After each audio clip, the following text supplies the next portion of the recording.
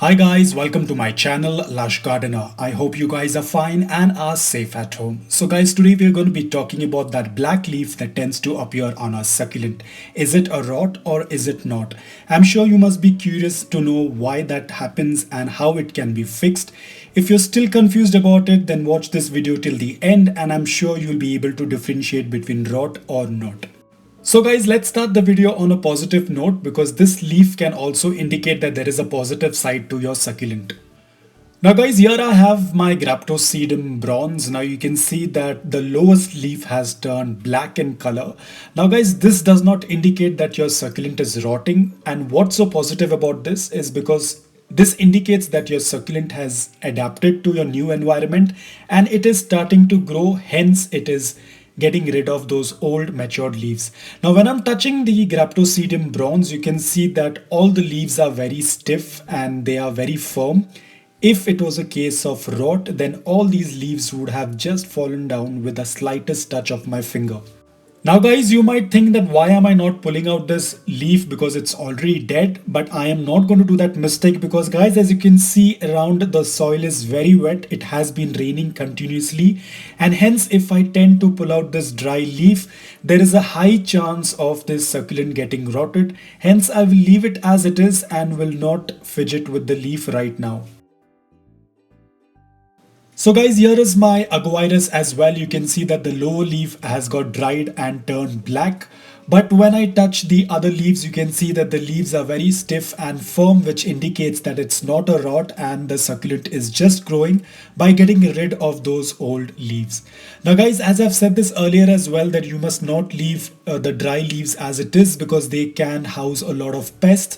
But in this case, you will not pull out the dry leaf because the soil is completely wet, as you can see over here. Now the pest coming or not coming is just a 50-50% of a chance, but if you tend to pull out this leaf when the soil is wet, there is a high risk of almost 95% that your succulent will rot, because when you pull out this dry leaf, there is going to be a cut which will enter into the succulent and the succulent will rot. Now guys, a lot of you might have also noticed that the lower leaves tend to turn like this, or if you have recently purchased a succulent and you have potted them, they will turn like this, or if you have an existing succulent and you have just repotted it, you'll tend to see that the lower leaves start to turn like this. Now guys, there is nothing to be worried about. This is a very common and a normal thing that happens to a succulent. This is basically the succulent is trying to get rid of all the older leaves in order to conserve that energy to grow. This means that the succulent is getting adjusted to the new environment that you're providing, and there is nothing wrong in this. Now, how do you differentiate whether this is not caused because of overwatering? So guys, if you look closely, even in overwatering, the leaves tend to turn yellow, but over here what you'll notice is that the leaves are yellow but they are opaque. They are not mushy or they are not wrinkly, but they are just plain yellow and opaque. In an overwatered succulent, you will also tend to see yellow leaves, but they will be transparent and they will be very bushy compared to these leaves, as you can see in this video. Now this is a very normal process guys, you don't have to be worried. Eventually the leaf will turn yellow and then turn dark and get dried off. When you touch these leaves, you'll tend to feel that these leaves are very crisp, and hence it indicates that these are not caused by overwatering, but just because of changing of the environment, change of the soil and change of the water, the succulent leaves have started to change the color, and this usually happens to the lower leaves. So guys, by now you know that if the lower leaf tends to turn dark or tends to turn yellow in color, but when you touch the succulent it feels firm and stiff, this indicates that the succulent is fine. But now the problem is, if the leaves had to fall apart, what can be done and how can it be treated?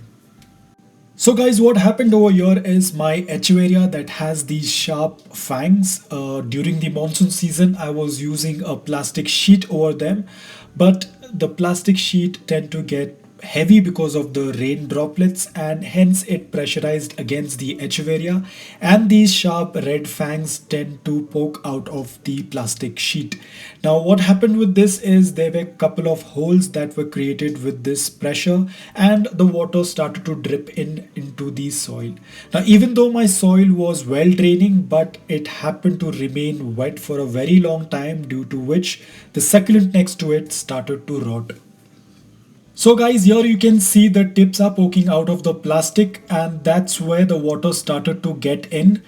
It rained for a couple of weeks, so the water was continuously getting into the pot and it was not giving a chance for the soil to dry. Hence the soil was moist and wet for a very long time. Even though I have a well draining soil, but the soil was wet. Hence the succulent started to rot. Now you can see over here the water started to drop in. As you can see the water droplets, because it was continuously raining and it didn't give a chance for the soil to dry. Now guys, this is how the rotted stem looks like. I don't have a video clip of the succulent while it was rotting or while I was cutting the stem, because I was quite paranoid and in a state of panic. Hence the first instinct was to take out the succulent and check how bad the rot has been. Luckily that the succulent was not completely rotted. It was just starting. It was an initial stage of rot. As you can see, only the partial side of the stem had started to rot, and wherever you can see those black spots, that is the place where the leaves started turning black with excess water. However, on the other side of the stem, the leaves were quite good and were still healthy. Hence, I happened to separate them as soon as I seen them. But overall, you can see this is how the rot had started.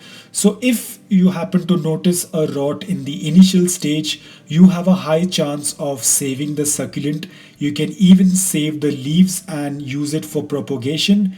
But if you wait for a very long time and if the rot spreads throughout the succulent, then it is almost impossible to save the succulent and the leaves as well.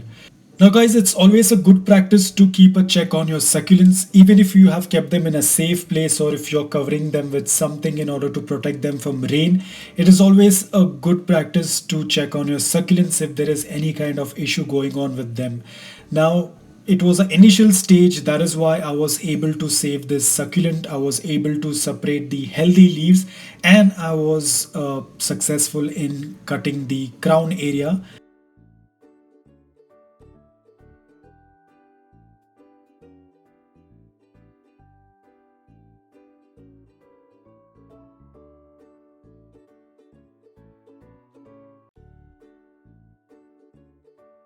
So guys, this is the crown area that I cut off from the infected stem. You can see that the crown area is still healthy, and you'll also notice that the cut is not uniform because I had to keep cutting until I didn't see any rot on the crown area. So guys, this is the healthy part, because you can see that the leaves on the crown area are still firm and stiff and they have not been affected. Now this was only possible because I had seen this rot in the initial stage. So guys, now I have gone ahead and added some cinnamon powder to the cut so that the wound gets healed faster. As I've said that it's the monsoon season and there is a lot of moisture in the air, and I do not want this cut to come in contact with any moisture. Even though I have placed this crown area in a dry place, but I do not want to take any chance. So I have put some cinnamon powder because this will help the wound heal faster and also promote the rooting very fast, because cinnamon powder is also known to be a very good rooting agent. So guys, 3 days later, as you can see, the crown area is almost healed, is almost dry, but it is not completely dry yet. And I'll have to wait for a couple more days before it's completely dry. But the cinnamon powder definitely has worked out very well. Now, as you can also see, the rot has stopped. There is no rot on this crown area. And how I can be so sure is because now when I'm holding the crown area, it's still intact, has not fallen apart. Because if the rot was still present, the leaves would have just fallen apart with the slightest touch.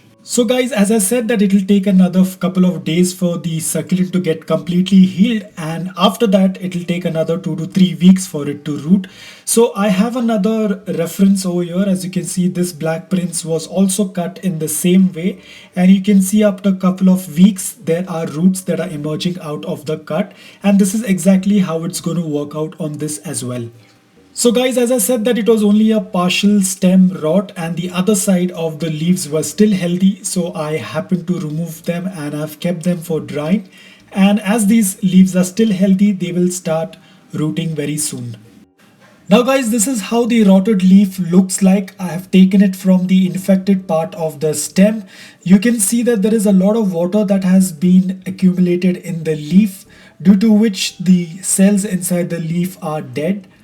Now you might be able to see the leaf, but if I have to explain how it basically feels like that rotted grape that you always tend to find. And when you squeeze, there's a lot of water that tends to come out of it. Now this is the exact way the succulent leaf has turned into. It's very mushy and it's completely dead.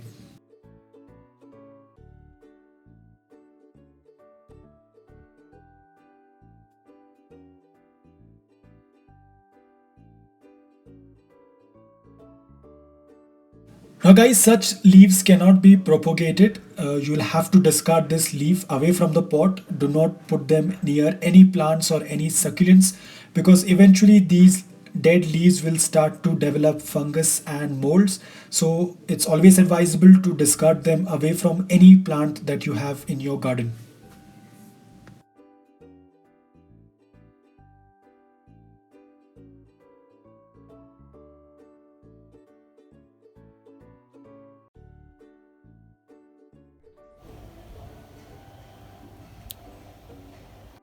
So guys, I'm sure now you'll be able to differentiate between a regular black leaf and a rotting black leaf.